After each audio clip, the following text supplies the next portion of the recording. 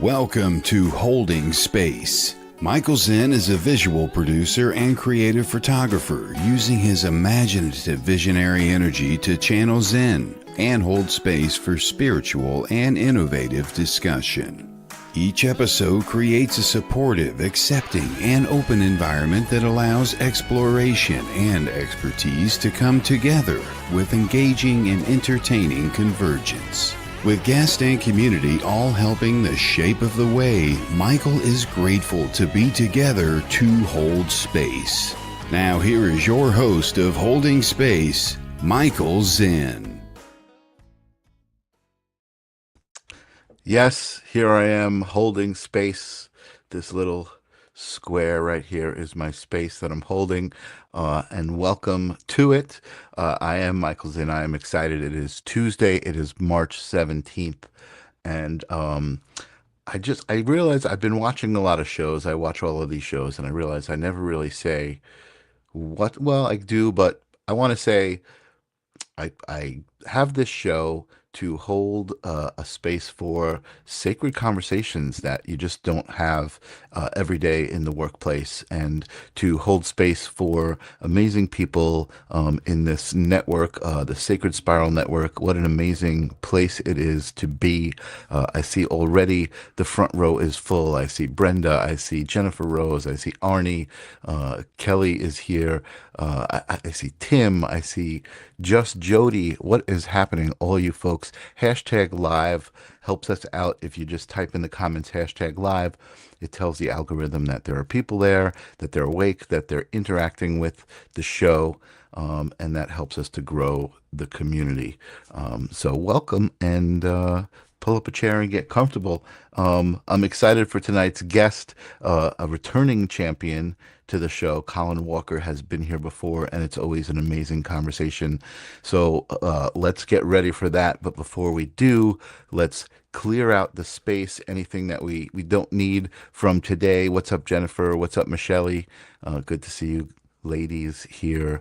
Carol Johnson, what's happening? Good to see you two, all live here in the moment, this intentional moment. Awesome.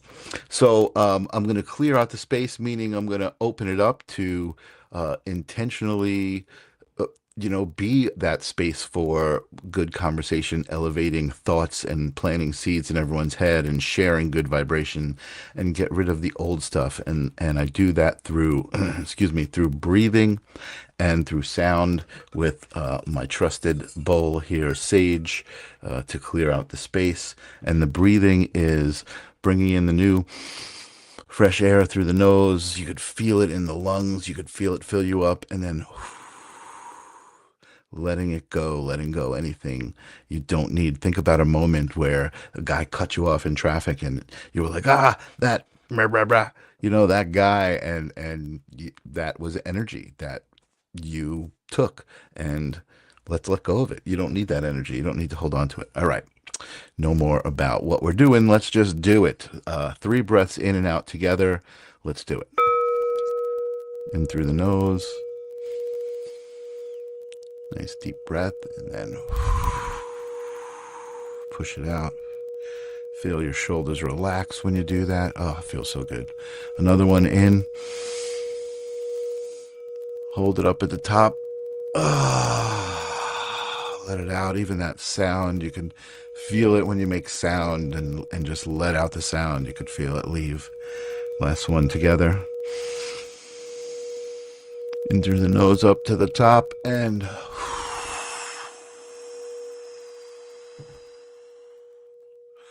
feel it just leave. I can feel it in my shoulders. I can feel Sage still vibrating. I don't know if you hear that or if the microphone ducks it out, but she's still ringing, and I don't like to put her down until she's like mostly done. So there she goes. Very nice. Breathing is fundamental. Thank you for indulging me. Thank you for doing it along with me if you played along.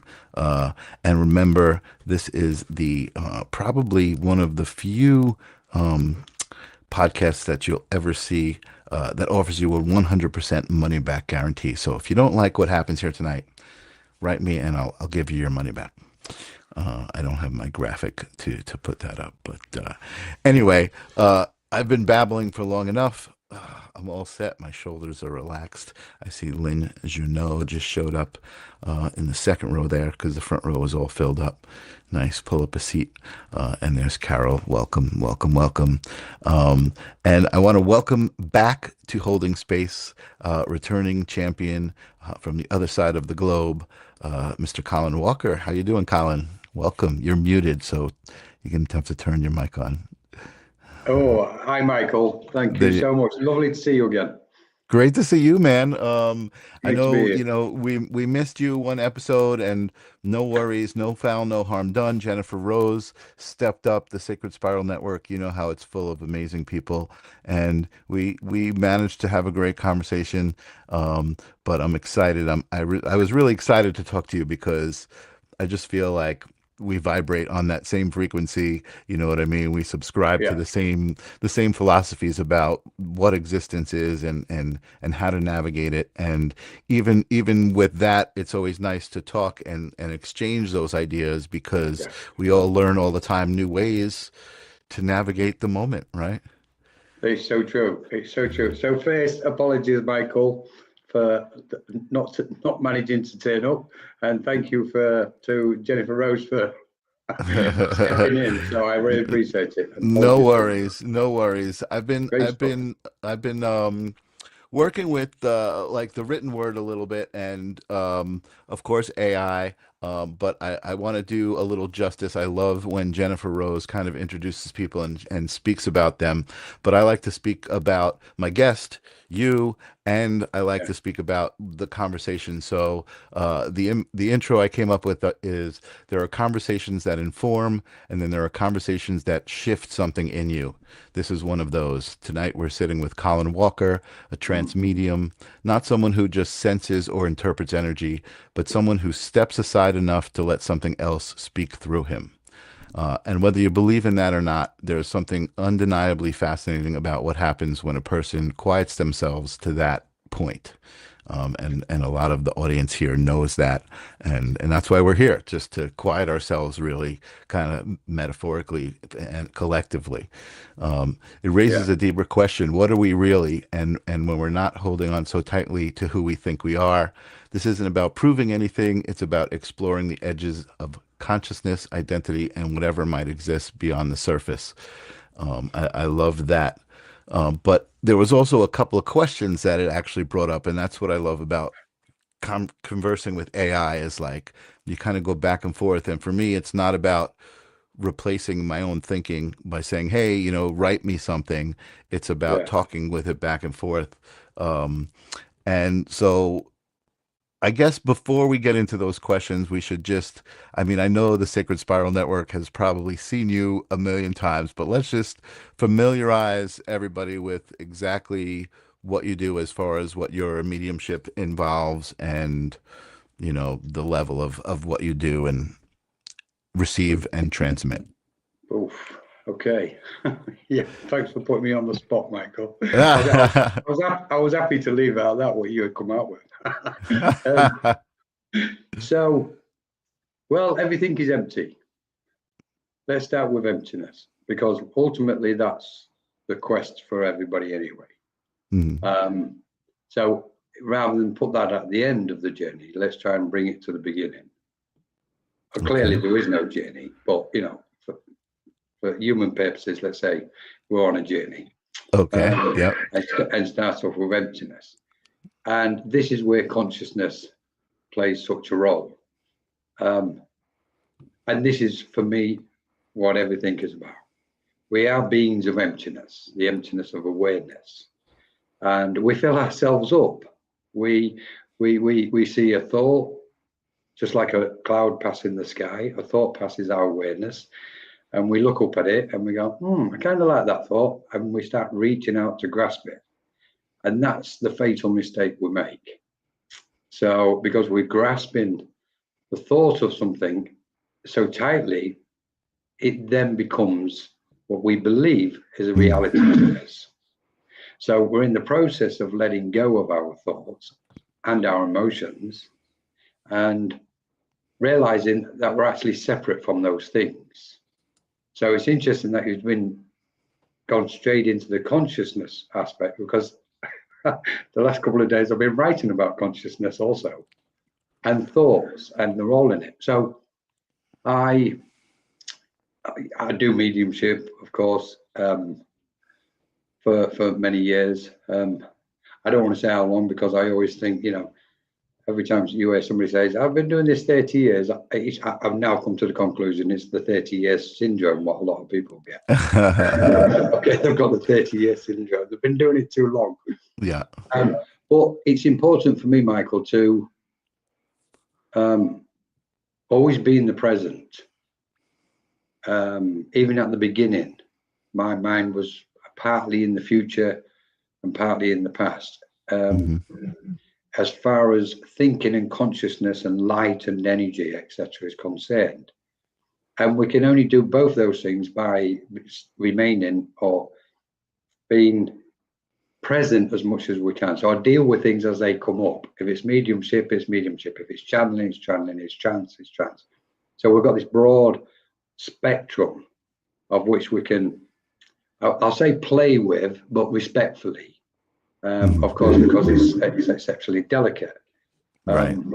So we're living in a spectrum of energies, really. That's what we are. Or we're existing in a spectrum of energies. And in any given moment, whatever ripens in our environment, and we get placed into an environment, then our light and our consciousness can deal with it as best as we can. So if it's a demonstration of mediumship or discussion and chat like with yourself, we just go with it. Yeah. Totally interesting. I'm finding it also interesting lately. What you said kind of is connected to that about like nothing, and like our thoughts, like we grasp at our thoughts and then we become it becomes something that we're connected to, or that we're trying to hold on to, an idea, and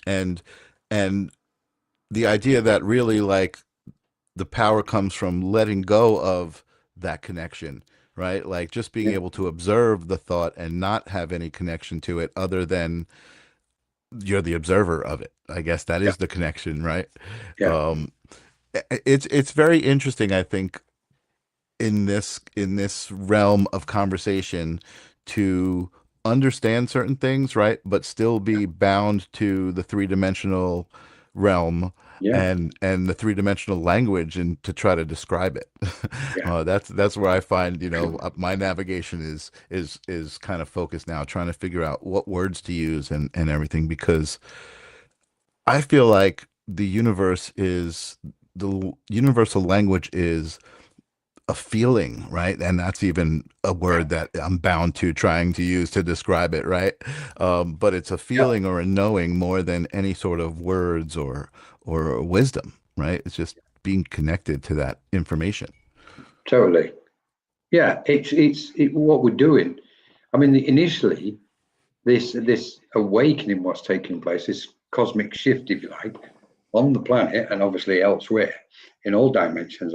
Well, I should imagine in all dimensions, because I don't think anything is exclusive to us. Despite some minds thinking they're the center of the universe, on one level they may be, on another it's far from the truth. It's not all about ourselves; it's about the collective.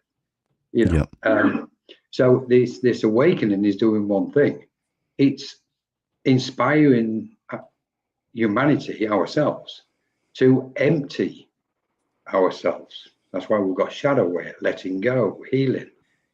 In effect, we're not letting go. We're actually transforming the energy of what we've collected, of the experiences which we've chosen to put ourselves through.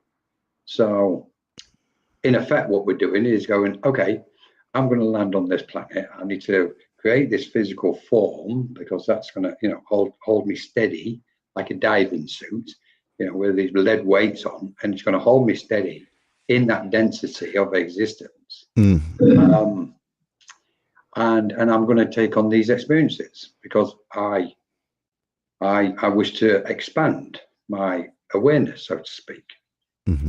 Whether we say as a soul or as a consciousness, it's open. Well, I like that diving suit metaphor. That's kind of cool. Yeah, yeah. Yeah. And again, it's interesting.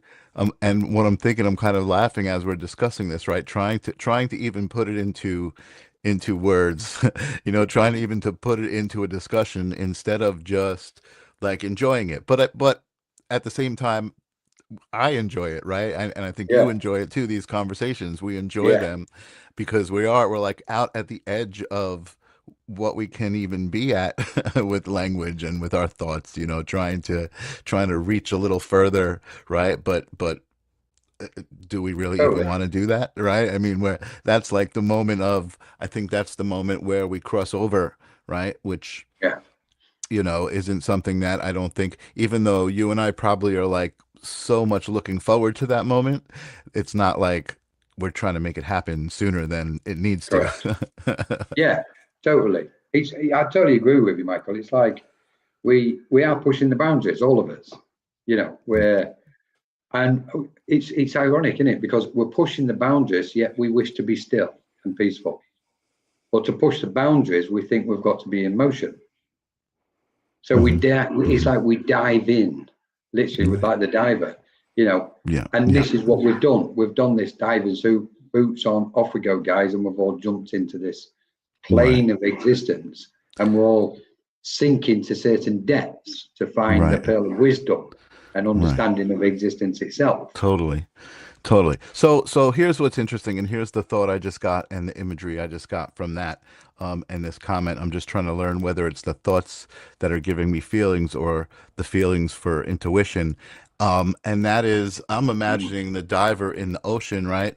And it's the ocean is the thing, and the diver is a part of it, even though there seems to be this concept of separation, right? Yeah. That the diver is something within the ocean, but even in that sentence, that means that the diver is a part of the ocean because he's within the ocean, Totally. and it's not separate from the ocean. So again, trying to kind of like go through life and to keep the balance of that knowledge and try to stay sane, right, every day, and still have to like function in this collective, and I say have to, and I always mean to change that to get to, right, to be allowed to experience it, because man, it is wondrous. Very, yeah, totally. I like the comment as well, Michael, to be honest, because it brings into play the thoughts and feelings. We know thoughts are energy. Obviously, everything is energy, but we know thoughts are like particles, if you like. Just like a cloud, it's passing. They appear from somewhere. We know emotions are wavelengths. It's energy in motion. So we're kind of what we've got is a situation where the thoughts are riding the waves of emotions. So we know emotion is energy in motion. You know that now, more and more people are becoming aware of it. So if we imagine a wavelength and these little particles riding these waves, so that's what's happening. Our thoughts are riding the waves of our emotions. If the thought touches the emotion, that's where the feeling takes place. If it doesn't, then there's a separation with them detached from the emotion. I've got the thought, but I can't feel the thought. But we know when we've pulled something in, when we've grasped and embraced something very tightly, and we're clinging into it tightly, which originally was a thought, then we've enveloped it with emotion. So when that thought has got to go, we feel that emotion as it's leaving, so to speak. Yeah. Oh, yeah. Yeah. No, totally. And I talk about that often, about the emotional response, right? When I have encounter something and I have an emotional response, and when I say an emotional response, I mean I feel it right here. My throat chokes up and my eyes start to tear, physically producing water, right? And or whatever it is that's coming, saline and water. Actually, it is water in my body. And that's coming from a thought in my head. Yes. Right. So it's like what kind of magical power is that, to take a thought in my head and transform it into something actually physical? Phenomenal. Manifestation. Amazing, right? Yeah, absolutely phenomenal. I think what we can say is we can look at a spectrum of existence filled with many frequencies, wavelengths, frequencies, vibrations, and we're moving our consciousness in and around we're just moving to different locations of it, basically. And as we go from one location to the next, we sense the resonance of that particular location. We become aware of it and therefore sense it. And the clearer we are, the more pure we sense of what that frequency is emitting to us, if that makes sense. Yeah, So it totally makes sense. It totally makes sense. A spiral. It's literally like a spiral and the spiral represents our awareness, and our consciousness is somewhere in there, and it's moving up and down and in different locations. And as soon as we pause our consciousness at a particular point on the spiral, we're sensing the resonance of that frequency at that point of our awareness, our own awareness, basically. As it senses everything. Yeah, totally. Yeah, and man, Colin, I knew this would happen. My mind is going in 25 different directions, right? Where I can talk about the idea of that spiral and the representation of our own essence, but different frequencies of our own essence, in parts of that spiral, even possibly as what we might call aliens, right? Yes. Like that's Let's just go there. us, right? Like that's just us in another frequency, right? You know what I mean? Like there's so many ways to go. And then I saw some people in the comments talking about, not to mention the water in the body. So water specifically has been something that's been coming up into my awareness, my vortex, things that I watch, talking about the connection of water to consciousness, to information, right? How water holds information. Even it was an experiment I was listening to where there was some chemicals in one body of water, and they diluted it and diluted it and diluted it, and then till it was basically water, and then put it next to another container that was just water, but the information of this chemical went into the DNA of the regular water, so it somehow transferred the information, right? And so for me, in all of these experiments, these thought experiments, trying to figure out what is consciousness, right? Consciousness to me is the whole of information, like anything that can be known, will be known, was known, like that's consciousness to me. And again, we're kind of, like you said, like somewhere within that, we're tuning into that locale, I guess you could say, of the consciousness and experiencing it. And then oh man, my mind is racing. And then the idea of how we all collectively contribute to that, right? Like all of our thoughts are collective and now contributing to the physical constraints and manifestation of what the world looks like, what the physical world looks like. What this looks like right here, this idea of we're both on our computer at home, transmitting across the internet, right? We all have to kind of believe and think that construct in order to experience that construct. Yes, totally, absolutely, totally. I would probably say that the cosmos is aware. There's awareness covers everything, and I liken consciousness as this almost singular particle, just moving and bouncing and bobbing around all over the place in the vastness of awareness. So we have our own kind of sovereign spiral of awareness, and yet it's without limit. We're just kind of limiting it by saying this one belongs to me, that one belongs to Michael. It's not. It's all vast. It's infinite. And where the consciousness is just tuning into different parts of it at any given moment. So we're having this conversation now, we're tuning into a certain frequency of awareness, of cosmic awareness. Right. And we can say consciousness is the soul or is the psyche. We know it's not the brain because the brain is of a different state of matter. We know the soul or the consciousness and psyche is the thing what transcends the physical and goes at the point of transition, and the physical, what we call the physical death, continues. So then it's kind of reflecting back to us and guiding us to the point where, okay, so it's consciousness which survives life after death.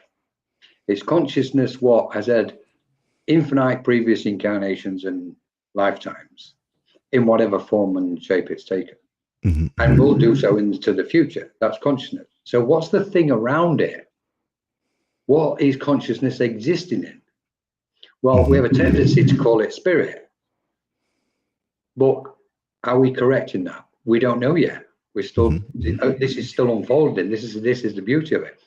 So the closest I think we can get to what the whole is awareness itself. And our consciousness chooses to ride the waves in the location our consciousness is in. Whether it's in the physical body, whether it's external, discarnate, or in any environment out there in that multitude of dimensions and realms, you know. We know we've got what's referred to as a higher self, which then indicates to us, and yet the higher self is not a singularity, because that too is made up of many different frequencies and vibrations. So there's not a singular higher self, but it's telling us then there's different frequencies what we can attune to, which we can refer to as the higher self or an aspect. So at that point, what we're doing is opening up and expanding and discovering. And I totally agree with what you said earlier, Michael. This is phenomenal stuff. This is absolutely, you know, this is almost, we're bordering on bliss until we step into bliss itself. Right. And because we are bliss. We can say we are bliss. Yeah, and interestingly enough too, I've heard I've heard explanations in the past couple of weeks that kind of resonated with me, and one of those was, you know, the idea of us being a fractal of source that was broken off specifically to experience itself, right? Yeah. The idea of that is like almost like you were saying, like, oh, there is this one source, right? But really, if you think about it, that one source is the collective of all of the energy of all of the sources. So, you know, we're all, it's like, if you look at the scientific definition of what a hologram is, right? In a hologram, each cell of the hologram has the information of the whole three-dimensional image. It has all of the information, but it just represents a different point in that three-dimensional space representation.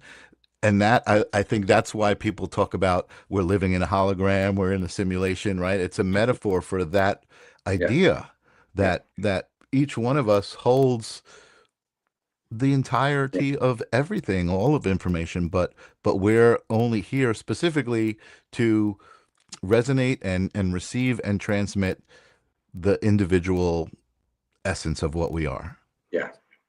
Yeah, and I'm not, I don't even know what the hell I'm saying. It's just kind of coming out as I'm thinking about this. Well, I'm listening. I'm understanding what you're saying, Michael. Perfect. So it makes sense. So that means that it's coming from somewhere, right? Exactly. There's this field of information that it's coming from, and we're just trying to all figure it out and help each other interpret it, and we're experiencing it live right here on Holding Space. And yeah, we are definitely. My understanding of it is, well, of course, we're not broken. You know, we're not broken. We haven't broken a bit off our higher self, so to speak, and just go, okay, I'm going to break a bit off. I'm off over there.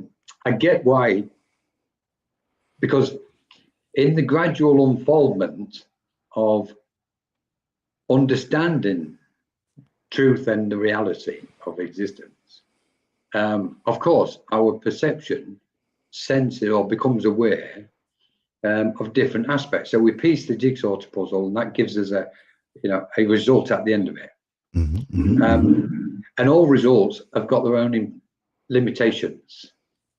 So what we're looking at here is this. It's more than an unfoldment. It's this opening up, which is saying, forget all limitations now.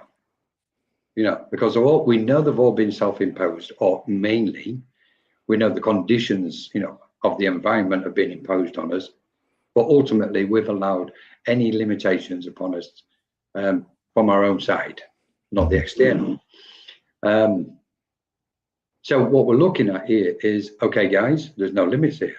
Let's just dance. Let's just expand. Let's become the cosmos, because that's what we are. And we say, okay, what is the cosmos? Well, it's aware. It's awareness itself. Okay, then. It's almost like, it's like the doors to the ballroom's just open. And it's like, off we go. We're going in. Let's have a dance properly then. Yeah. I don't know if he's watching. I have a friend, Angelo, who he thinks these thoughts and then he calls me and he's like, I got it. I got the answer. And then we talk for 3 minutes and then he's like, nope, I got other questions. Yeah. And it's great. I love that. But speaking of water, this is interesting too. And many people might be familiar with this. Dr. Emoto, yes, that's who it was, Masaru Emoto, claimed human consciousness, emotions, and words can physically change the molecular structure of water. So most of you guys are probably familiar with that experiment, but if you're not, basically he would expose water to vibrations of intention, right? Like either telling it, I hate you, you're ugly, and negative things. And then he would expose, you're beautiful, I love you, other water, and freeze it. And then the molecular structure of the crystals that would form reflected beauty in the positive and chaos in the negative. And it's just even the idea to me of thinking of doing that, right, is tapping into that information field. How the hell would you think of doing that, but the results are amazing and really just say so much about energy, and intention and how powerful it is, how it affects everything around us. Imagine if we could harness that, right, in good ways, and we knew exactly how to use that power to solve a lot of the problems that are going on in the world, hunger and disease and all of these things. We could eliminate that. And I think as I'm saying that, I think that's where we're headed to. And when I say that's where we're headed to, I think the people who believe that's where they're headed to. and the people who believe otherwise are headed to what they believe, creating reality is the theme of my other show, because I really believe that we contribute so much to what we experience, if not everything. Yes, totally. Totally. Got a beautiful point, Jennifer McCormack. Hi, Jennifer. Michael and Jennifer Mack. Hello, everybody. Thanks for joining us. This is a really good point. I like the bit when I learned this one years ago, I heard of it years ago. It was obviously there's a warning coming with that one in there. If we're 60-75% water, be careful what you think. Because that's exactly what it's doing. We're imputing the thought onto it. Going to the creation bit, Michael, I think we're doing it. Our presence is already changing the environment. We can send love out, we can send healing. That's all fine, and it's absolutely wonderful. But the best thing we can do is really get all these layers off from around us and free the soul, free the consciousness up. And just whatever environment we're in, that what we're emitting is changing the environment. So all of us on the planet at the moment are contributing in ways that the human mind and the ordinary mind, respectfully, the human mind simply just can't comprehend what we're doing at this minute on the planet. Our consciousness on the finer frequencies, i.e. what's normally referred to as the higher frequencies. I don't always like to call them the high or lower frequencies, but it fits because the mind understands it a bit better. But they're either finer frequencies or denser to me. So the higher the finer the frequency we're emitting, then that's just radiating across the planet. It's not just going in our local space, in the room around us, or our emitting, the light we emit there's no limit on it. It's infinite. And I think we're at the point where it's important, and I know this might be contentious with some minds, but it's really important that we start loosening the shackles and chains to this, what we call physicality. Because the more we think of the physical body, the less we're going to think of the spiritual body and the light. So we can say, and it's not dismissing the physical body. I don't mean in that way. What I mean is the physicality, the makeup of it. It's hollow, it's empty, there's space between all particles. So when we start perceiving it as such, then we start moving into what we refer to as the emptiness of awareness. Yeah, absolutely. and I think that, to put it into, I guess, like human terms, and to look at what's going on around us, right? Like you said, you and me, we're in this space, we're on this show right now, which is specifically intended to have this conversation and to radiate this light, right? And we're aware of it, right? We intentionally made this, but there's also energies out there that I think people kind of are subscribing to, based on conditioning that they grew up in, and they're putting out this negative energy, and they're not aware of the impact that it's having on the whole, right? Or listen, and as I'm saying that again, I kind of really, I always think about the words that I'm saying. I do truly believe that in the 3 dimensions that duality needs to exist, right? So I'm actually thinking like those kinds of energies and the intentions behind them, maybe the intentions aren't unaware, maybe the intentions are aware, but this is the role I'm supposed to be playing. Right? Like that anger and that negativity, and it's like that might be controversial too, but I always try to embrace the darkness in a way, right? Not embrace it in a way like, okay, I'm going to go be dark and do dark things, but embrace it as light needs dark to exist, and dark needs light to exist, right? And that kind of thing.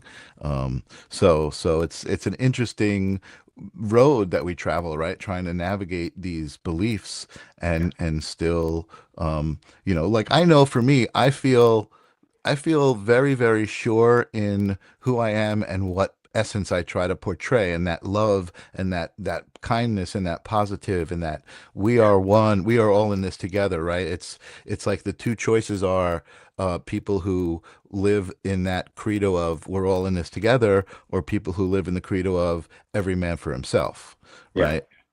And again, they're very different energies. Very. So I'm exhausted. You're just like, my brain, you got it running in like 1,000,000 miles an hour. This is amazing. I love thinking about these things. I would, on that point with the 3D, Michael, and the duality, totally, I would 100% agree with you. My understanding is, and definitely I would put the duality to the 3D realm. What's interesting is if we're on a path of evolution from 1D, the first dimension, that singular, what's referred to as iota, that dot, we've moved up to the second dimension. Now we're in the third dimension as we understand it. Before we start looking at the other dimensions. So the third dimension, obviously, in the process of evolution, created this intense, almost conflict of duality, and it's playing out now. We're seeing it, the two sides, left, right, etc., right and wrong, blah blah blah, all them, aspects of duality. And I actually think, my understanding is this, that we're coming to the end of duality, and the reason why I believe this, and this is why I like to dive in to study what's going on before this mouth gets into gear and start spewing stuff. So, and especially, so my understanding is this, that we're coming to the end of the age of duality, and duality has been led and been not ruled, sorry, well, in part it's been ruled, but has been kind of instigated and used and manipulated from one thing, the ego, the I. Because the I wants to see divide and division, because it maintains its own sense of false reality. Right. So in effect, what we're looking at is we're coming to the end of the age of the ego. And when we look back how the ego has played out throughout the centuries and further through even longer periods of time, the ego has always been present. The I has wanted to be in control. We know now, if we call it the spiritual path, that one of the biggest obstacles, if not the biggest obstacle, to our expansive connection to the cosmic awareness is the I. I want, I'm going to do, I'm grasping. It's like, and it's born out of insecurity, and that's all it is. And that's where the illusion is. So we go, okay, let's dissolve the I. What we're left with, well, if we can't find the I, it tells us reality itself is on one scale empty. But we know it can't be empty because we know we are beings of awareness. Right. But our awareness doesn't need the I at this frequency. Right. Because we've shifted through the frequency.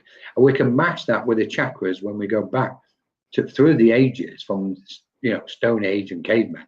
The lower dense chakras was playing such a significant role. They was the main players, the base energy upwards. Then we've evolved through the ages, Iron Age, Stone Age, etc., Industrial Age, and now we're in the technological age. How have we got here? Well, it means the consciousness has moved up through the chakras. And as it's moved up through the chakras, there's a greater clarity vibrating in our awareness. So we go, oh, okay, we can invent computers now. So we're somewhere between the throat and the crown at the minute. And what else has opened up? The doorway to spirit and cosmic beings. So you can see this expansion taking place. And the I, and it's loosening up and becoming more prevalent as the more the I is dissolved. So I'm in my head as you're saying all of this stuff. This is what I'm thinking, and it's really kind of putting together a bunch of things that have come across my path. And that is, first of all, the idea of the shift, of the consciousness shift that's happening.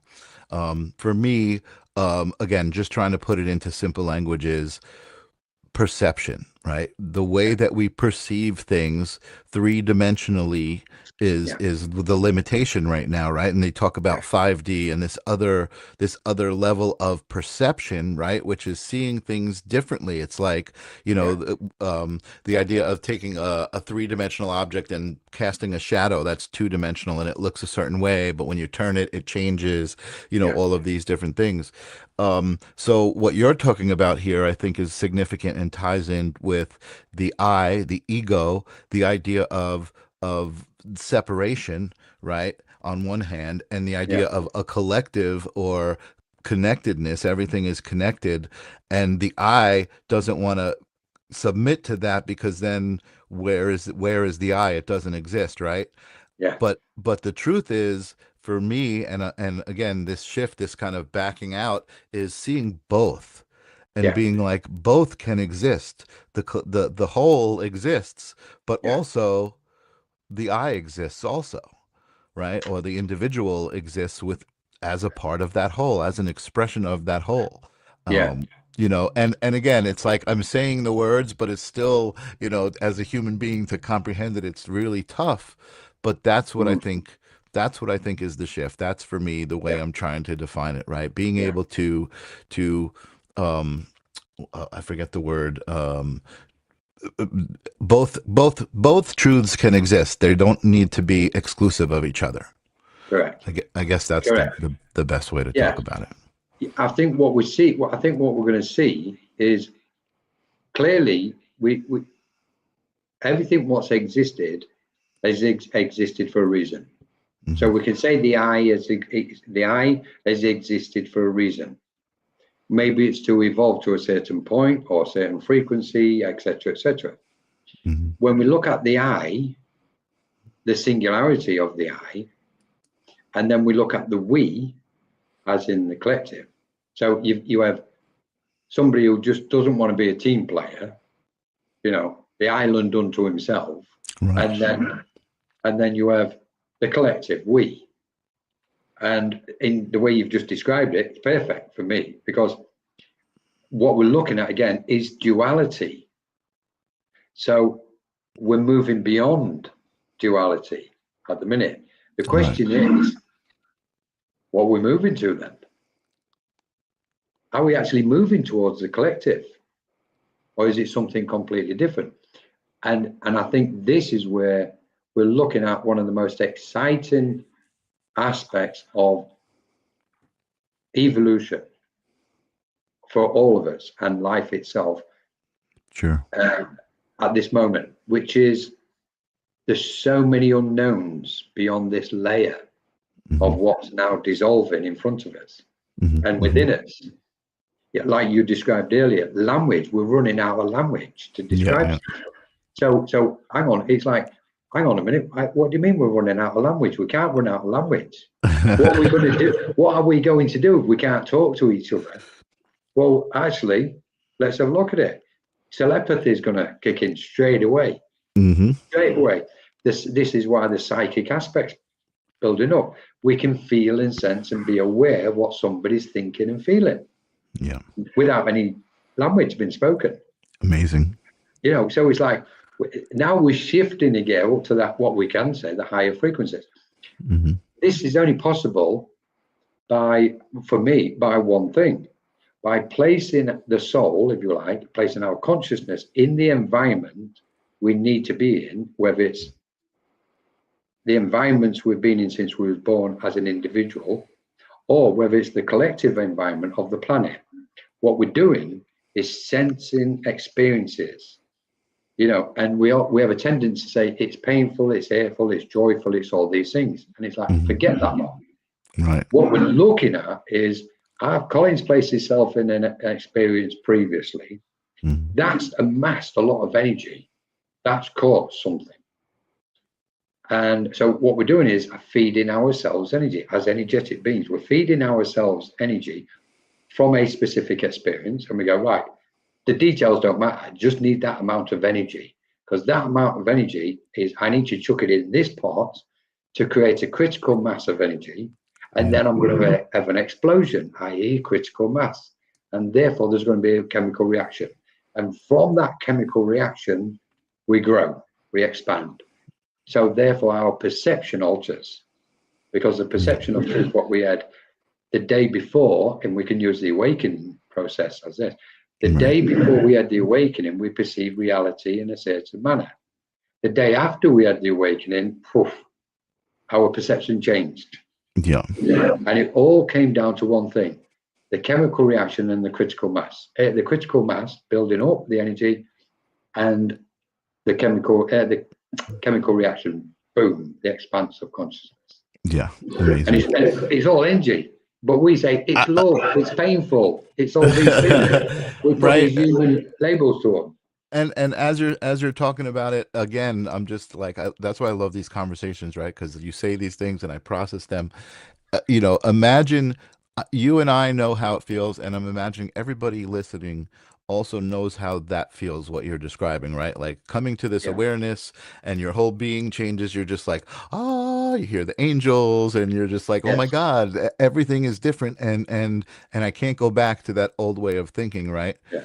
Imagine that on a collective level, right? On the population of this planet, right? And the billions of souls all kind of experiencing that on a collective level, like you said, Yeah. telepathically connected, So like what I'm thinking of, there's two things here. One, the first thing I started thinking of was the stories that we hear about near-death experiences and the unconditional love of where that person gets, that soul gets close to that collective Yeah. being. Yeah. That was one thing that I was thinking. And now what was the other thing I was thinking?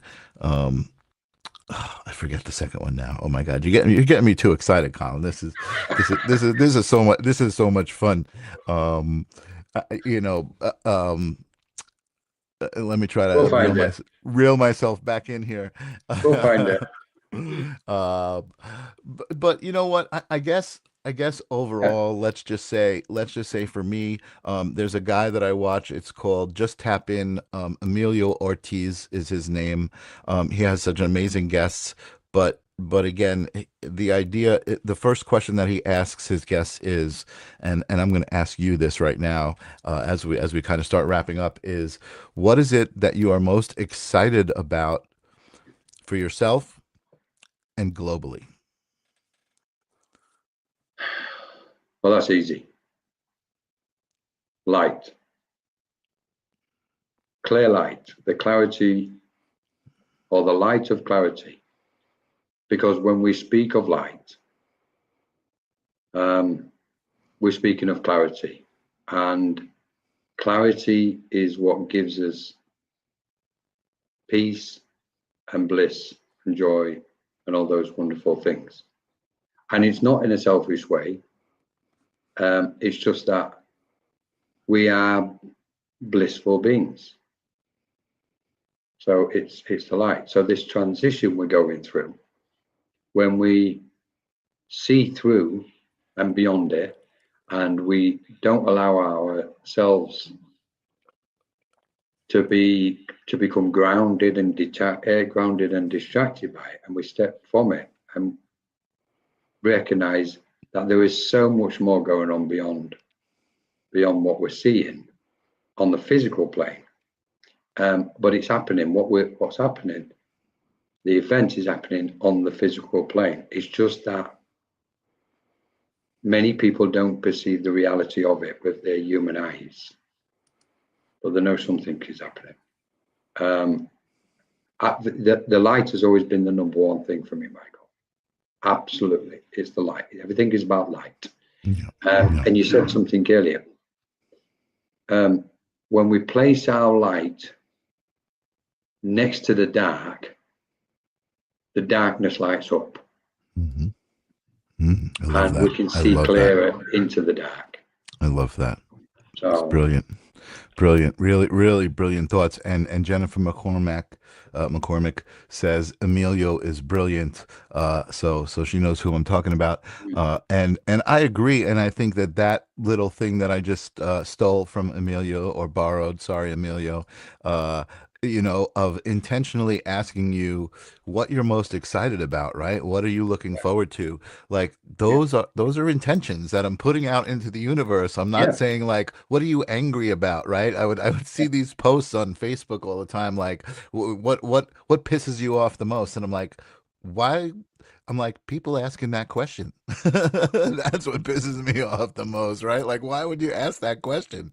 It's like you're evoking that in which you speak, right? So become awareness and becoming aware of, for me, my language as I speak words, was so cool, because I could feel myself speaking sentences and being like, oh, wait a second, I just cast a spell. I just said something the wrong way, and I want to fix it and reframe it, and doing that was an exercise in my brain, in my thoughts, in shaping my thoughts and shaping my intention.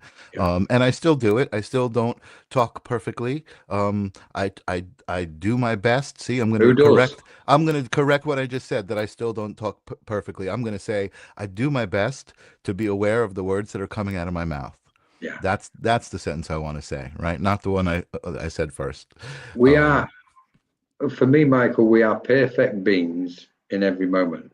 Mm-hmm, mm-hmm. We just fail to accept it, not recognize it, accept it. Mm-hmm, mm-hmm. Once we accept that which we are, that's it. Game over. The world changes. Right. Absolutely. I love that. And that reminds me of another saying and just kind of little philosophy that I came across. Yeah. And as a spiritual being and spirituality, they talk about toxic positivity, and I get it, because it's like, yes, you want to elevate the positive, you want to emanate the positive, you want to Yeah. focus on the positive, but you can't deny the negative. You need to Yeah. accept it, right? So the saying was, happiness is being at peace with the uncertain nature of existence, something like that, right? Yeah. Like it's not like happiness is just being happy all the time. It's being okay when things are maybe adverse. You're in an adverse situation and you're still Yeah. you're gonna happy through it. Yeah. You're going to basically you're going to protect your own mind, and this is important. It's funny. Just quickly, what I notice, that blissful state of who we are. I think we're on the fringes of it. I think humanity is on the fringes of it, and it will be all encompassing. And there'll be a new understanding of how light and dark actually work. I think Yeah. everybody's still searching to understand what it is.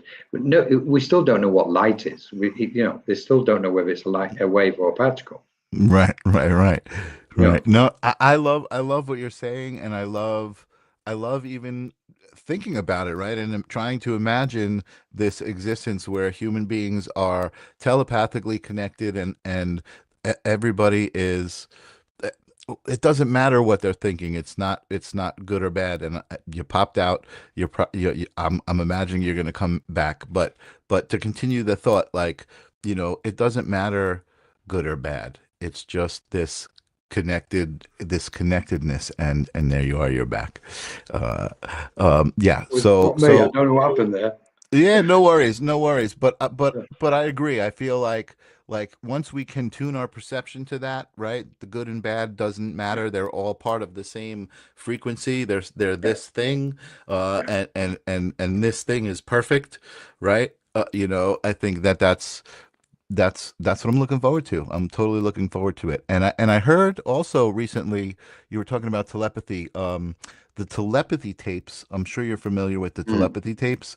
yeah. I did not know this, but at one point it was the number one podcast uh in the world or something. Well, And that makes me so happy that people are open, to yeah, hearing these things. And I mean, obviously you and I have been in this community and seen so many people stepping into their own intuitive gifts, psychic gifts, yeah. channeling gifts, all of these people opening up to it. And then even more, like you said, as people are opening up to it, just their presence in their group of friends is inspiring the other people to be open to those frequencies and explore them, either by just asking questions and believing, or even wanting to exercise their own intuitive gifts, and explore. We've got a positive. It's like a positive virus spreading across the planet.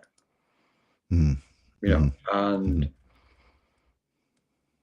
it's yeah, it's enthralling to be a part of, to say the Yeah, least. And there's nothing to worry about at all. We don't need to worry at all, yeah, none of it, about yeah, one single thing.